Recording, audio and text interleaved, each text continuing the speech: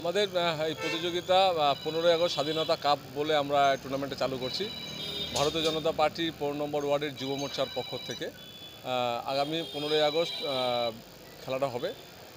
18 বছর ঊর্ধ্বে এই 15 নম্বর ওয়ার্ডের যারা বসবাসকারী, যারা খেলোয়াড় আছে, তাদের 18 বছর ঊর্ধ্বে যারা আছেন তাদেরকে নিয়ে প্রতিযোগিতাটা হবে।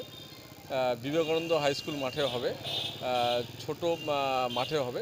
7 সাইড খেলোয়াড় এই টুর্নামেন্টে অংশগ্রহণ করবেন। 5 জন এই ওয়ার্ডে আর 2 জন বাইরের থেকে নিতে পারবেন। বাইরের যে কোনো ওয়ার্ড, শিলিগুড়ি কর্পোরেশন এরিয়া যে কোনো ওয়ার্ড থেকে নিতে পারবেন। 7 সাইড খেলা। সেখানে আমাদের 10 তারিখ পর্যন্ত আমরা নামের সূচি নিব যারা অংশগ্রহণ করবেন। তাতে যতগুলো টিম অংশগ্রহণ করবেন সেই টিম অনুযায়ী আমরা ফিকচার বানাবো। পরবর্তীতে সেই হিসাবে আমাদের 15ই আগস্ট শনিবার আছে, ডে নাইট প্রতিযোগিতা। যদি সেরকম যদি হয় 15 তারিখ শনিবার, পর রোববার দিন পর্যন্ত চলবে খেলা। হ্যাঁ, ওয়ার্ডবাসী 18 বছর ঊর্ধ্বে যারা আছেন তাদেরই এখানে অংশগ্রহণ করবে।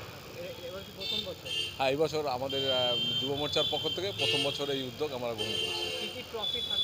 এখানে champion trophy, runners trophy, fair play trophy, তার সাথে সাথে আপনার হলো বেস্ট স্কোরার, বেস্ট যে পুরো চ্যাম্পিয়ন যে থাকবেন ট্রফিটা থাকবে।